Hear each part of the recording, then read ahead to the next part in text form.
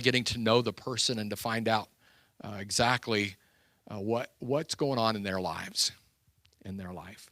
And so maybe 2 or 3 weeks before we left for Israel, I got a message from someone that said they wanted to meet with me and they needed to share something with me, and that God had spoken to their heart and said that it was time to share their testimony of their life. And everybody here knows Mike back in the sound booth. He's here almost every Sunday, runs the camera, helps us with sound. He's one of our new deacons, and it's great to have him. He brings the girls and stuff on Sunday mornings. But it's a rare occasion that we see Stacey here. This is Stacey Evering, Mike's wife, here on the front row. And she's going to share her testimony with us this morning. And when we get to the end of it and she talks about the kids and stuff, it'll make a little more sense. But we've talked about this many times, one of the reasons that we live stream every service is for those who aren't able to be here. And their situation is one of those reasons why we do it, but it's also for many other reasons as well. And so my hope and my prayer, as Stacey shares this morning her heart and kind of her story, is that it will remind us that before we go jumping to conclusions, we might want to find out the rest of the story. And in doing so, we may discover opportunities that God will open for us to be able to love and to encourage and to minister to people in our community that we may have otherwise not given them a second look. All right? So that's my goal this morning. That's my prayer. That's what I've been believing that God would do today. So would you welcome Stacey as she comes and shares her testimony this morning? And it'll be online, so all right.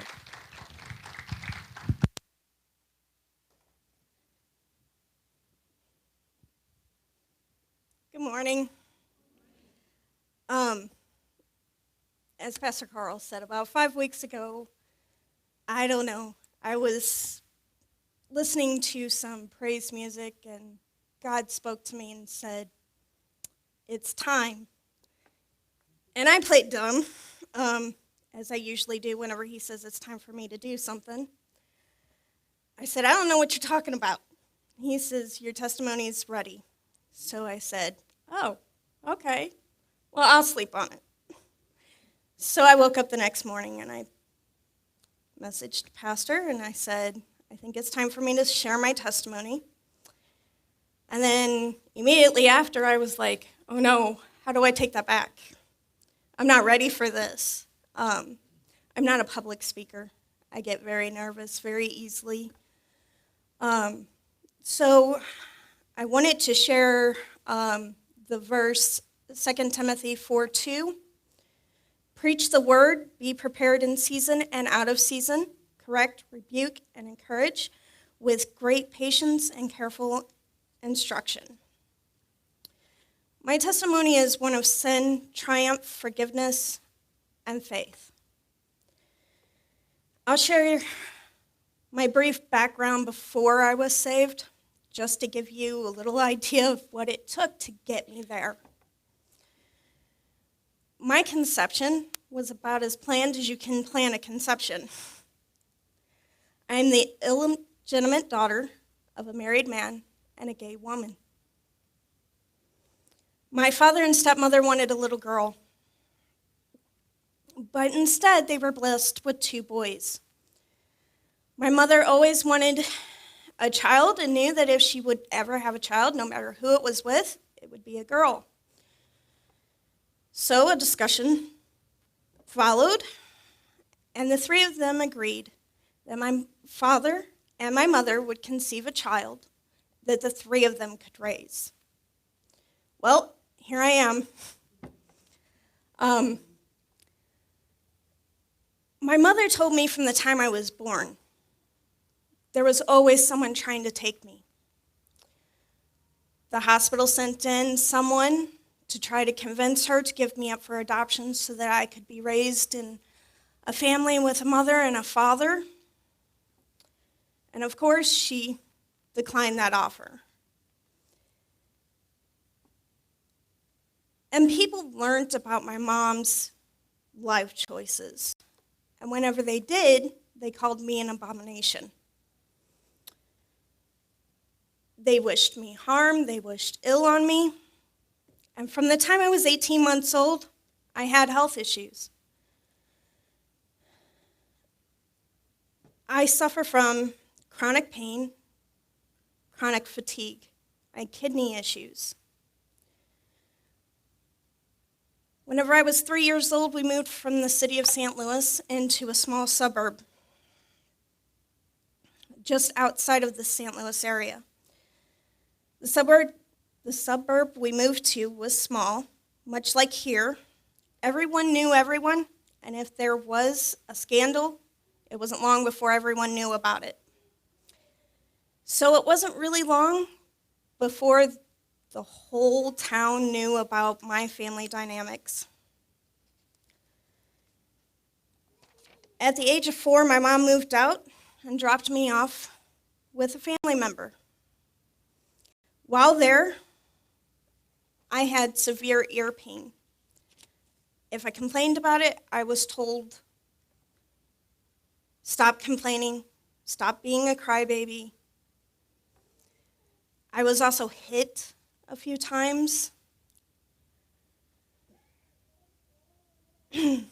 After my mother finally came and got me, she took me to the hospital after I woke up one night in severe pain. She then called my stepmother that she hadn't talked to in several months because she needed my medical card. And that was when my stepmother finally came into my life. Before that, I had feared that I'd never see anybody that I had grown up with up until that point again.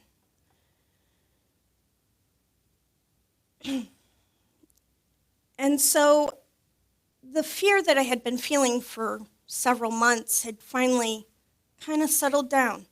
It was still there, but it was manageable.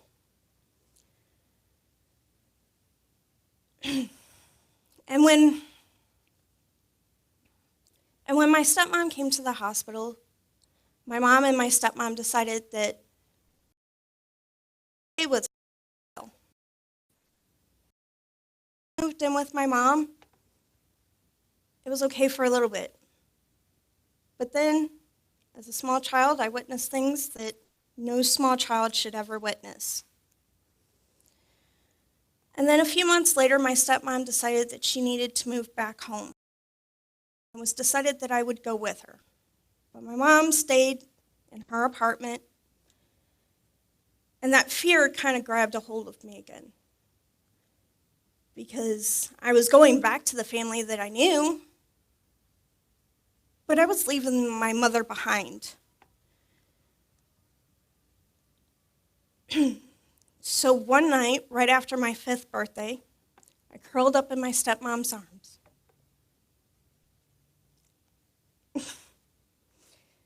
Pastor warned me it would be emotional. I curled up in my stepmother's arms, and I told her about this horrible dream that I had. I was sitting in a window in my dream,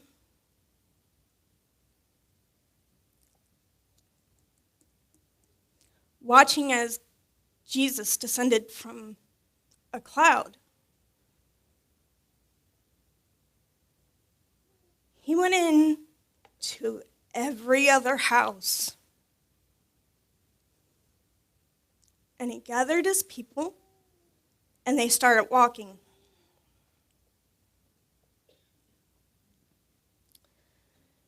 And I knew that I wanted to be part of that crowd. But no matter how much I yelled, no matter how much I ran, I couldn't catch up.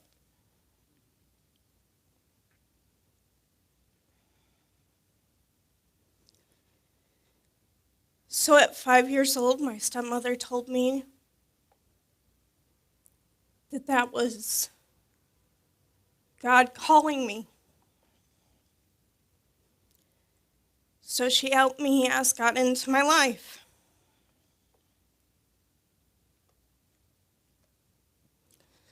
My mother eventually moved back. And for about 2 years, life was perfect. I had never felt safer or calmer. And I almost felt, even at 5 and 6, that I was invincible. About 2 years after moving back, though, I started school. And that was whenever I started to learn what life was all about. Parents knew that I was going to start school with their kids, so they told their kids, "You can't be her friend."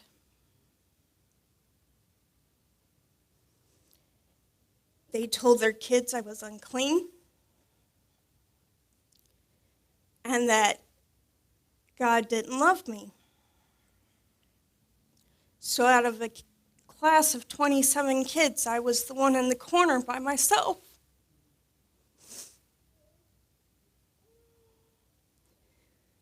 All because they said they didn't want their child to become gay. And if they touched me, that's exactly what would happen.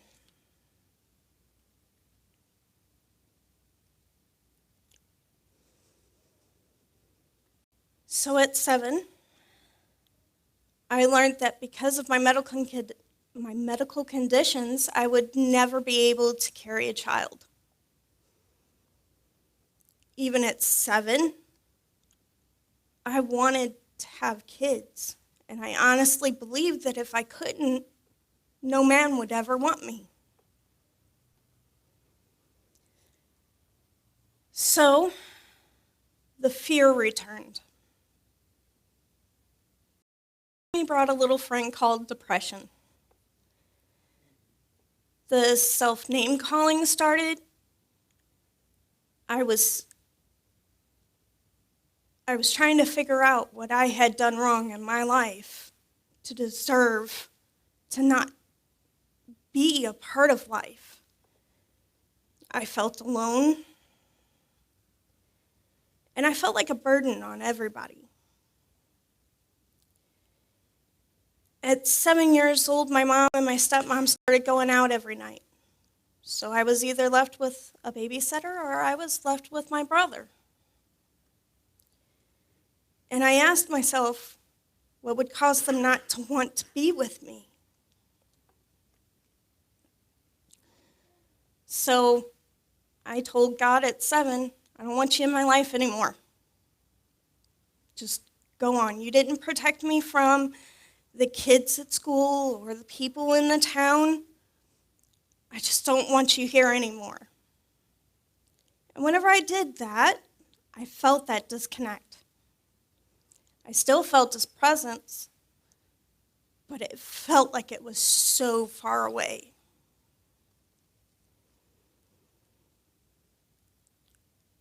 Now, my time spent with my brother, I learned some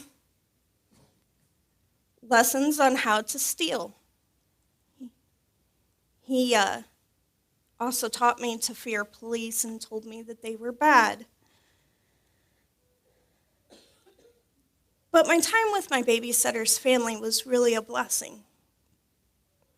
They taught me what a family unit was supposed to behave like. They included me into their family as much as they possibly could. And so,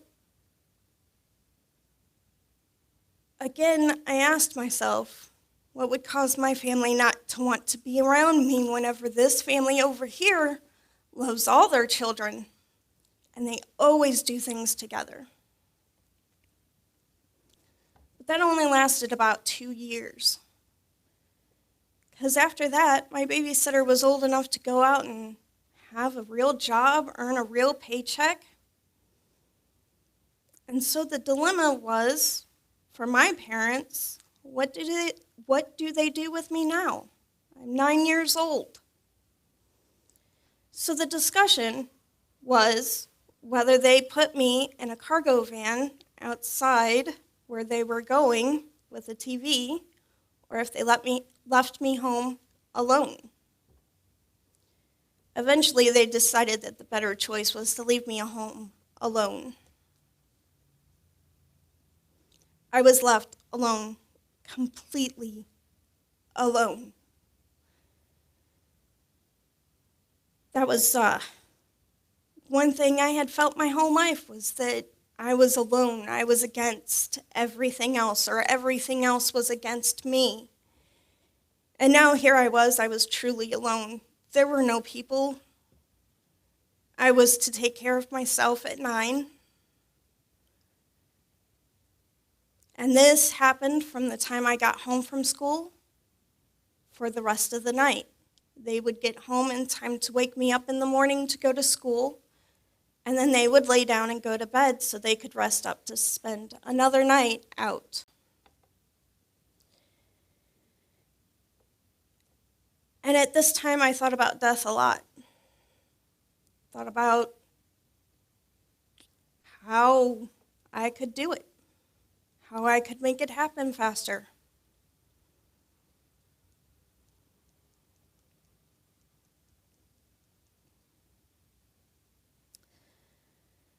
And then whenever I was 12, I felt even more alone. Because on Valentine's Day, I rushed home to wish my mom a happy Valentine's Day,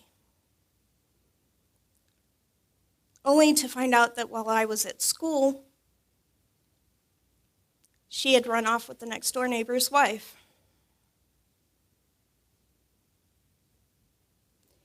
In less than a day, people had drawn their conclusions about what had happened, quicker than I could even find out what happened. Parents talked about it at the dinner table with their kids, and their kids rushed to school to ask me all the dirty details so that they could be the hero that went home to tell their parents what actually happened. There was no place safe. If I went anywhere, there were kids that would follow me and ask me how it felt to be a child of a gay woman, or how it felt to be gay myself. I had never said that. Never once said I was gay.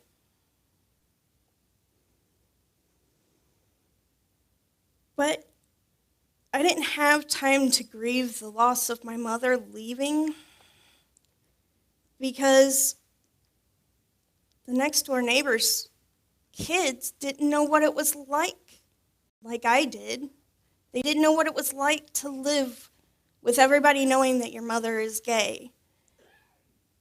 I had to prepare them for the questions that were going to come their way, for the rejection they were going to get.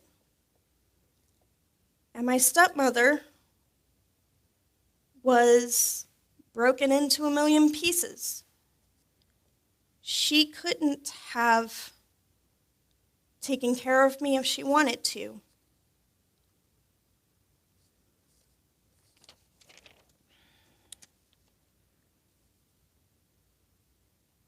So I was the one who stepped up at 12 years old. And I was the one who took care of the neighbors' kids, was there for them whenever they fell. And I was the one who, at that time, had to take care of myself as best as I could. And after a few years, I would go and I'd stay with my mother. And at times, I would go and live with my mother for short periods of time while she had an apartment, because I was trying to get out of the way of everybody. It seemed like I was always in the way. So at 15, I was living with my mom, and I befriended a boy who was 22. I was looking for a boyfriend, someone I could hold hands with, kiss sometimes. He wanted more. He took what I was not ready to give. And that was whenever I started to attempt to take my life. Poorly, if I may add. I started to drink and smoke, anything to speed up the process. By the time I was 16, I was drinking a fifth of vodka every day after work. I would often down a couple hundred of ibuprofen with that too, or any other over-the-counter drug that I could get my hands on. But this is where it gets interesting. I would wake up each morning as if nothing had happened. I wouldn't have a hangover. I wouldn't be sick to my stomach.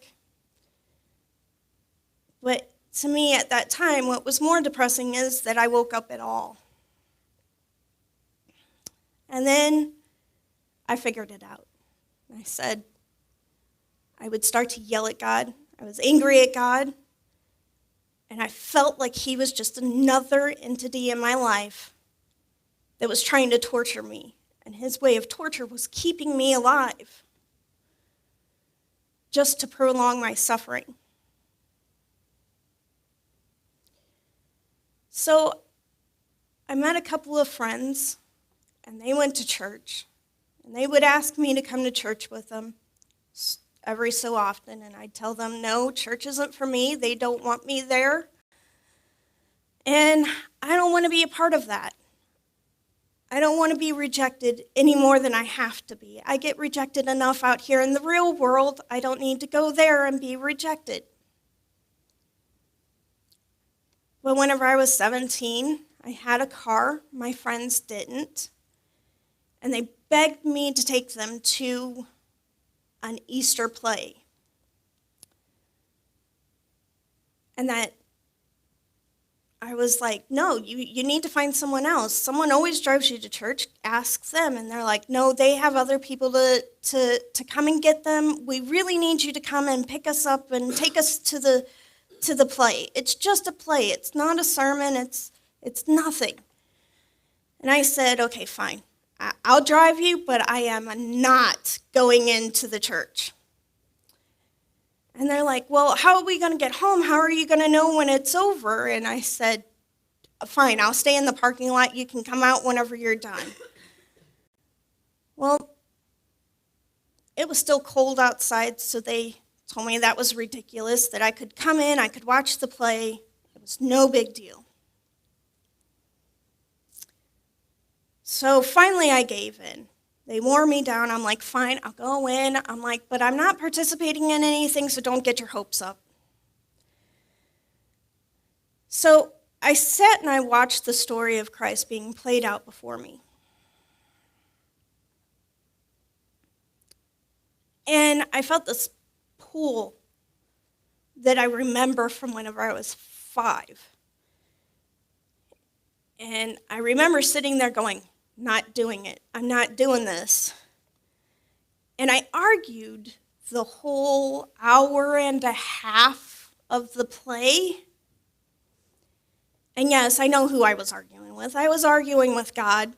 I wasn't about to get up there and say the prayer again and ask him into my life and change my life because, quite frankly, at that point, I just wanted it to be over.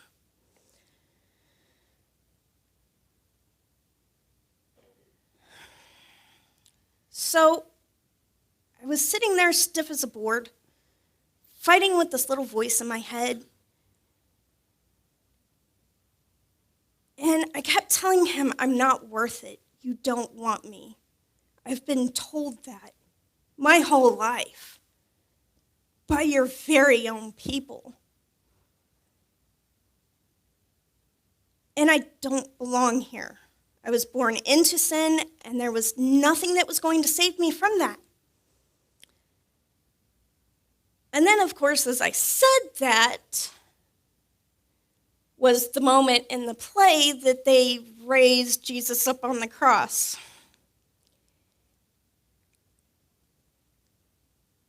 And for the first time in the play, I stopped arguing. And so the play ended, and of course the pastor got up and he said his thanks for everyone that came. And he thanked the crew for putting on the play. And then he started his salvation, praying and asking for people to give their life over to God.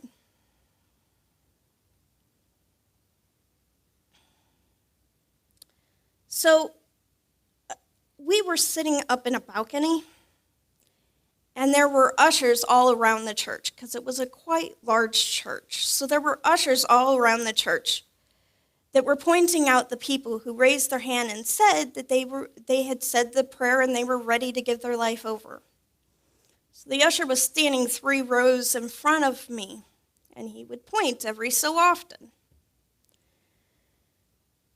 And I kept arguing and saying, this is going to last about 5 minutes, and then I can get out of here. I can be done with this. I don't have to step another foot into another church. But what I thought was going to take 5 minutes took 20 minutes. And for the last 15 of that 20 minutes, this usher who was standing 3 rows in front of me was standing pointing at me. Now, the people who were there were telling me, he's not pointing at you. After I told them what happened, they said, he wasn't pointing at you. I know what I saw. He was pointing at me. He wasn't moving his hand, so he was pointing at me. So finally I gave in. I said, fine. I will say the salvation prayer, but I'm not going up to the altar. I'm not getting prayed over. It's just not happening. So I heard this voice in my head start back up, and it said, "Are you ready?" And I gathered the last bit of strength that I had, because I had been sitting so stiffly during the play, my whole body went numb. And some people at this point said, well, why didn't you just get up and leave? Well, I was stiff and numb. And then the other thing is I already felt like there were 100 pairs of eyes on me. So I didn't want to draw any more attention to myself. So I sat there. And after giving in, I kept arguing. I'm not going up to the altar. I'm not going up to the altar. As my husband will tell you, I'm a very strong, hard-headed person.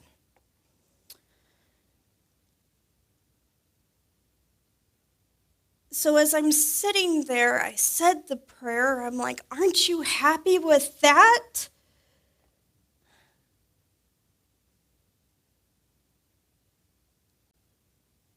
I heard this laughter that scared me a little, but at the same time, it was kind of comforting.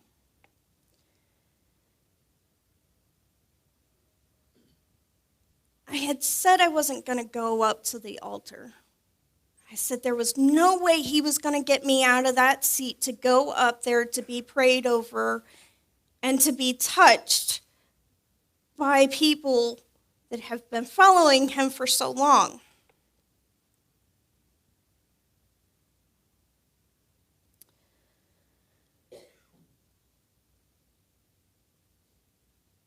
So he finally said, okay, challenge met. Challenge accepted, sorry. Challenge accepted. And 3 seconds later, I was standing on the bottom floor of the church, encircled by a bunch of people that had just said the salvation prayer. And I'm looking around asking myself, how did I get here? Because I don't remember walking down the steps from the balcony. I don't remember walking into a sea of people. But I comforted myself because there were a lot of people around me, and I was already trying to find the exit and think how I was going to slip out before anybody could see me.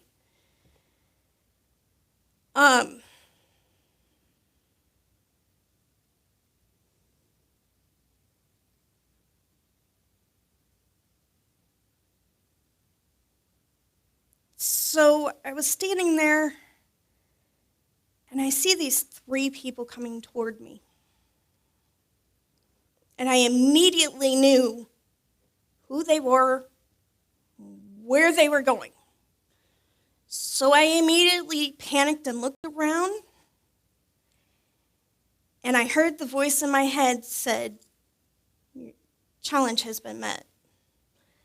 And I said, "No, there's got to be a way out." But as I looked around, I noticed that there were more people surrounding me, and they were so tightly together, there was no way I was going to get out. And as these 3 people walked towards me, it was like the seas parting.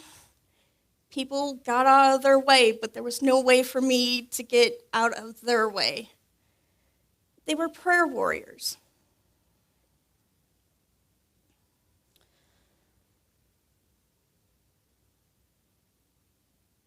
And one of the prayer warriors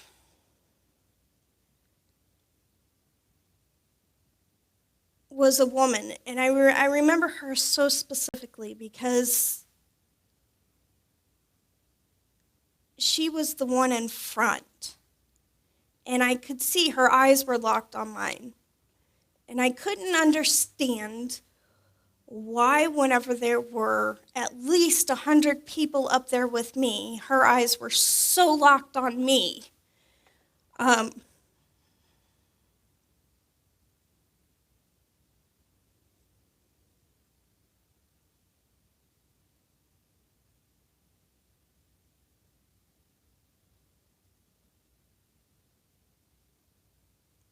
So I was standing there trying to figure out what to do.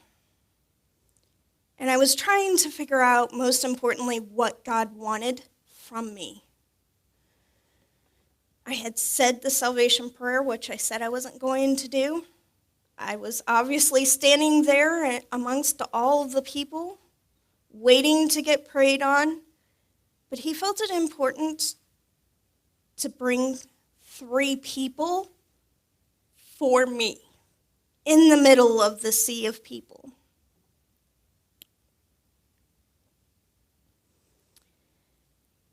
And people have asked me how I knew that these 3 people were prayer warriors. So I would like to ask for 2 volunteers. If anybody would like to come up here and help me, please.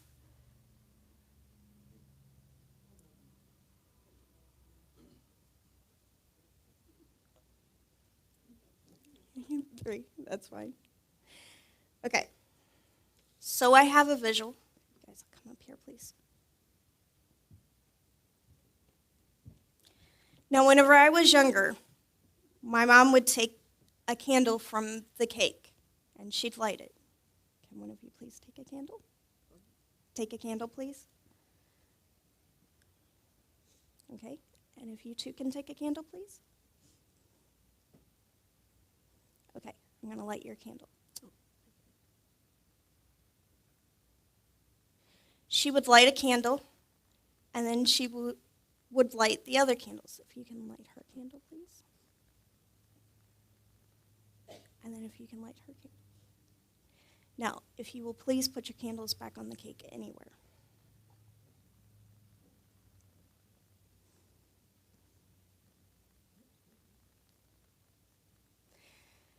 Now, whenever you see 3 candles on a cake lit, your eyes immediately go to those 3 candles. There's other candles there, but they become almost invisible, kind of gray. That's what it was like. Standing in a sea of people, it was like everyone else was gray, but these 3 people had a light. It was almost as if they shone, and it lit up the whole place. So,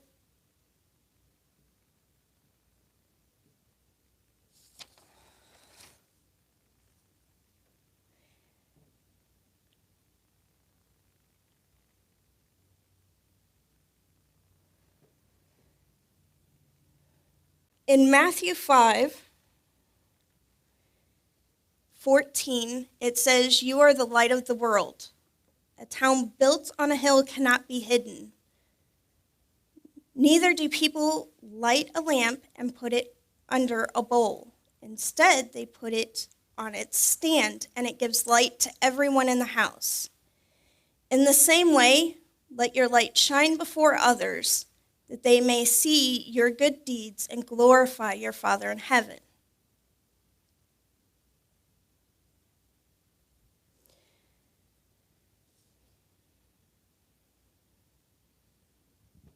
Now, if you guys would please take your candles back off the cake and then start to light the other candles.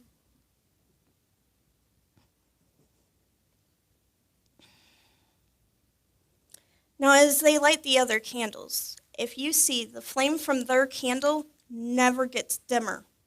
It doesn't lessen, but it sparks the candles. God's light is very similar to this. The light that you have will never get dimmer just because you try to spark somebody else's light.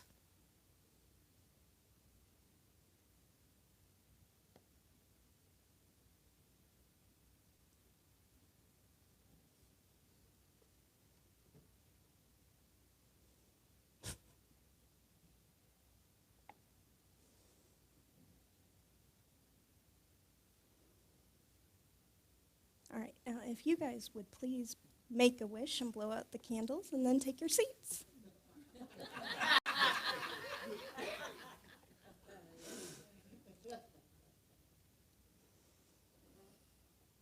Thank you.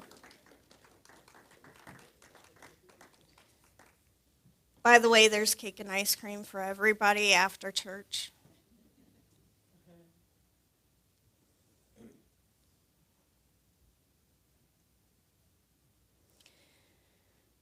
So, whenever I was standing there at the altar,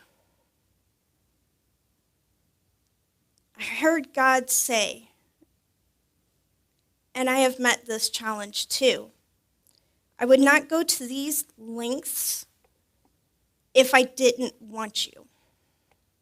I burst into tears right there because the weight that I had been carrying my whole life had been lifted off of me. And I felt incredibly naked.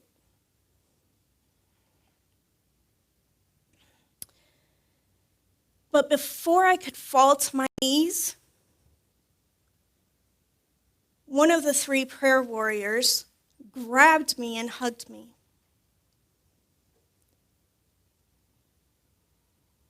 She said, "You're not alone anymore." And there they were. The words I never spoke to anyone about feeling alone were now audible, and I didn't have to say them.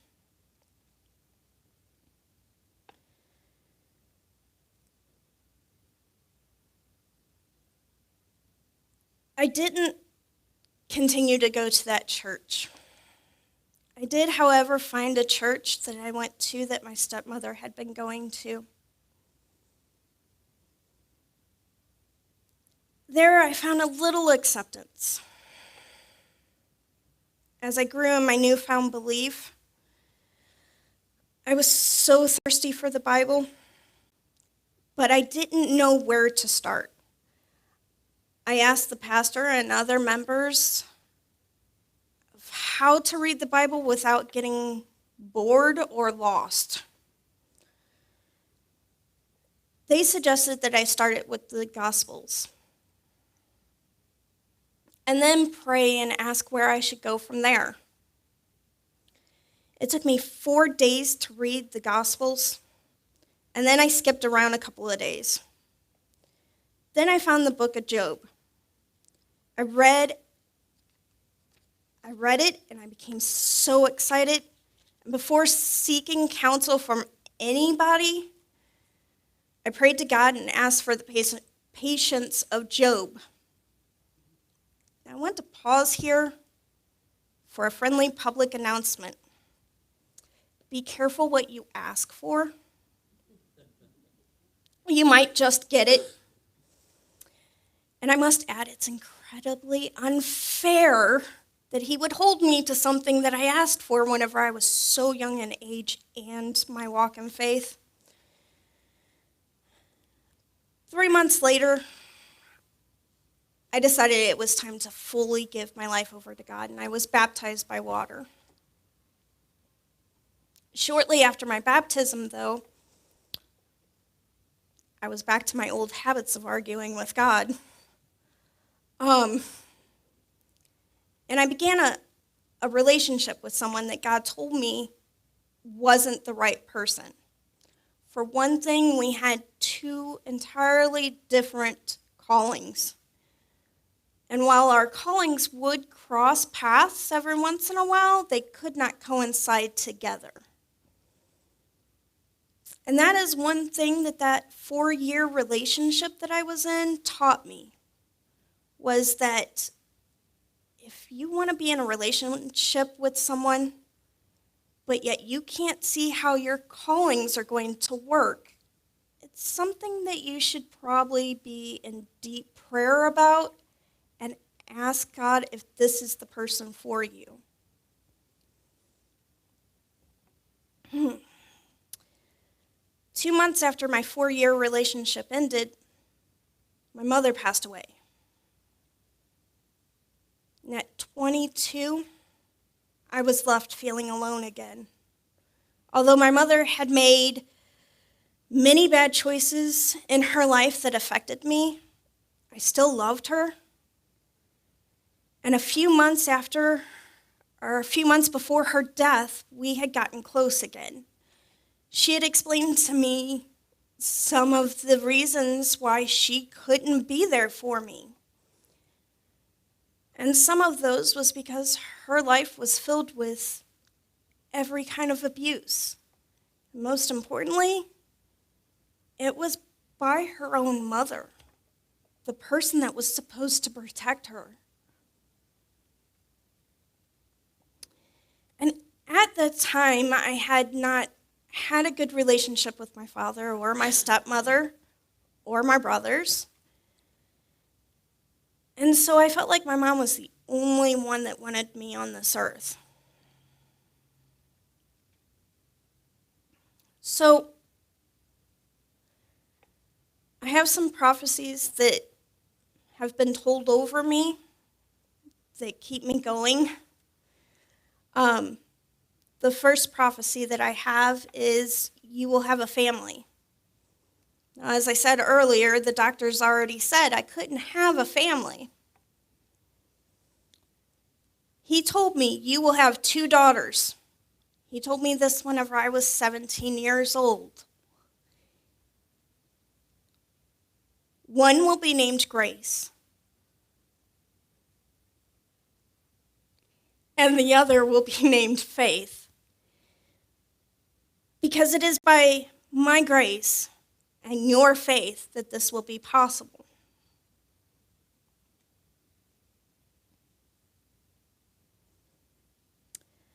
God not only blessed me with an incredible man of God to share my life with, but he blessed us with 8 beautiful children. We have Benjamin Michael, Micah Joseph, Grace Rebecca, Paul Garrett, Faith Rose, Hope Isabel, Harmony, and Jonah Levi. Now, many of you have met 3 of our girls. You haven't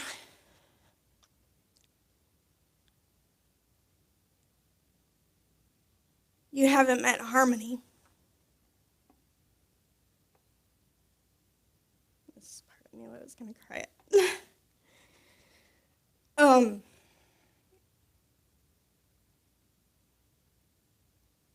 She spent a few months growing inside of me, and then God took her to live with him. She was needed up there more than she was needed down here.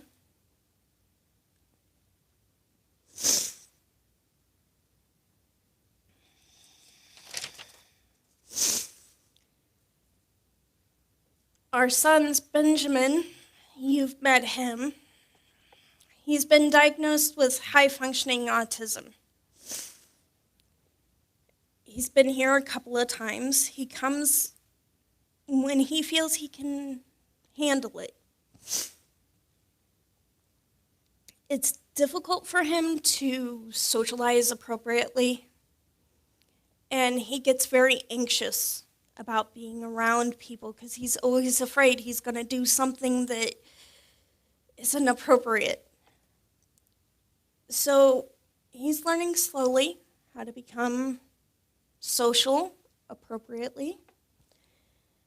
And he has a few sensory issues that he has to learn how to deal with whenever he's out in the public. Paul and Micah have what most people would consider low-functioning autism. And because of that, we have to work a little bit harder to get them to be appropriate for social events. They have a lot of sensory overloads whenever they're out in society.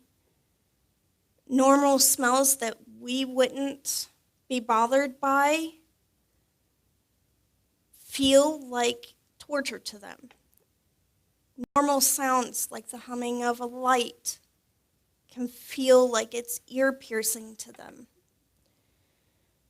The lights being bright, they're very light sensitive, so it almost feels like there is someone shining a flashlight right into your eyes whenever they're out.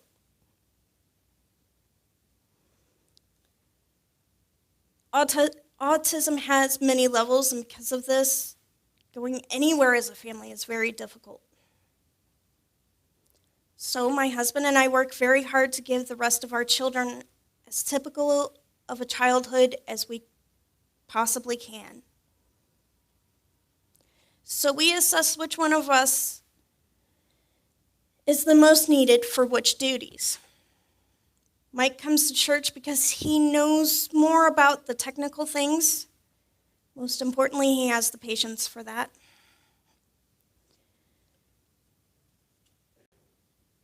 And it makes it possible for the church to reach everybody, not just our small town, but we can reach anybody, anywhere. And because of that, that is why you hardly ever see me.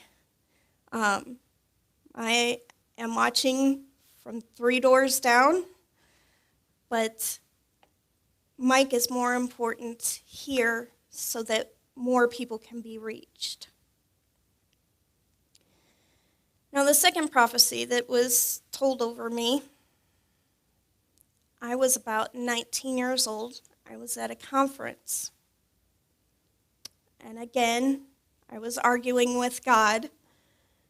And I told him that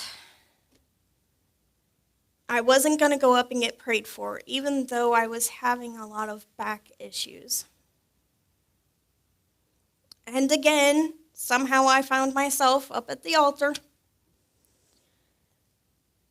And there were, I don't know, about 10 or 15 people catching people as they went out under the Spirit. But God had said, you're not going to be caught. So as the preacher was standing over me, praying for me, and there were people surrounding me, ready to catch me, I remember having my eyes closed, and I remember feeling myself go up in the air and right in between two people, and I landed on the ground. And the thing that I said whenever I landed on the ground is, that's gonna hurt.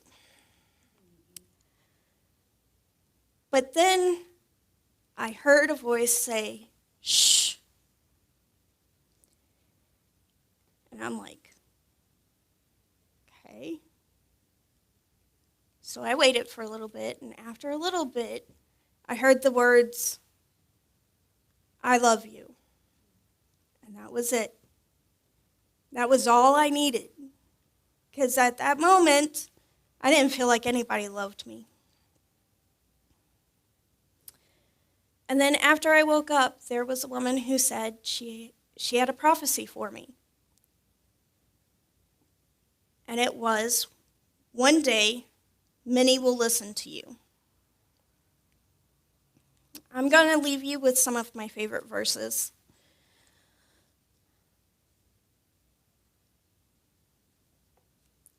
And I'm going to ask that before you get in a situation where you're talking about someone else's situation or about someone else, that you think of these verses. The first one is Matthew 22, 36 through 40. Teacher, which is the greatest commandment in the law? Jesus replied, love the Lord your God with all your heart and with all your soul and with all your mind. This is the first and greatest commandment. And the second is like it. Love your neighbor as yourself. All the law and the prophets hung on these two commandments. The second one is John 8, 1 through 18. It says, but Jesus went to the Mount of Olives. At dawn he appeared again in the temple courts, where all the people gathered around him, and he sat down to teach them. The teacher of the law and the prophecies, Pharisees, brought in a woman caught in adultery. They made her stand before the group and said to Jesus, Teacher, this woman was caught in the act of adultery. In the law, Moses commanded us to stone such a woman. Now what do you say? They were using this question as a trap in order to have a basis of accusing him. But Jesus bent down and started to write on the ground with his finger. When they kept on questioning him, he straightened up and he said to them, let any one of you who is without sin be the first to throw a stone at her.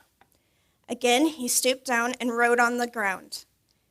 At this, those who heard began to go away one at a time, the older ones first, until only Jesus was left,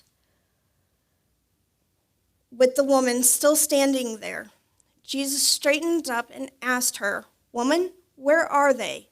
Has no one condemned you? No, sir, she said. Then neither do I condemn you, Jesus declared. Go now and leave your life of sin.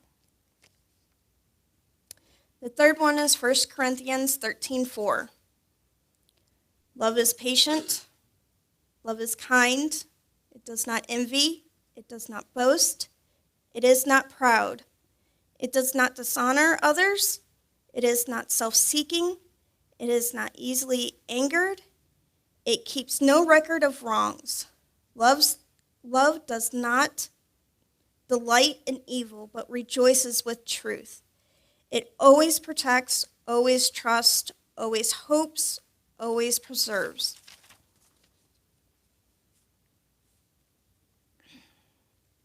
In short, I've always felt the presence of God.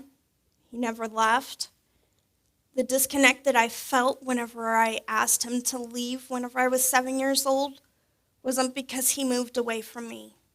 It was because I moved away from him. But I still felt his presence. There was not one time that I didn't feel his presence.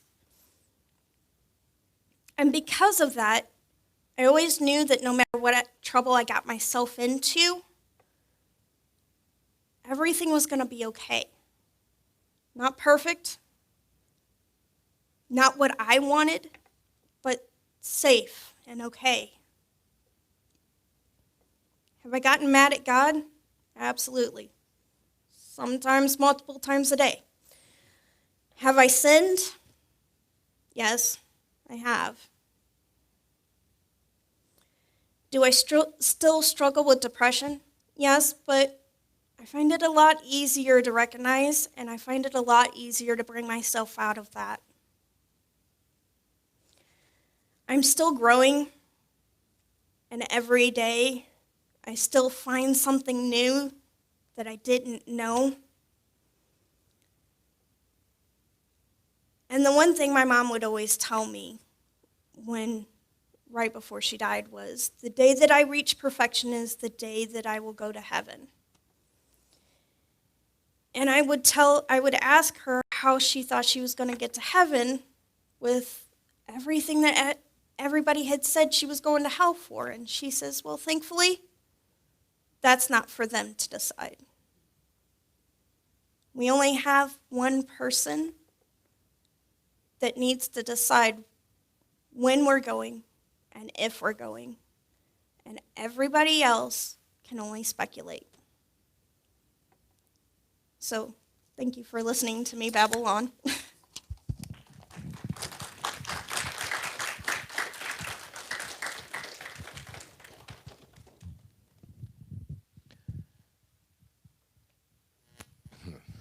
You just never know.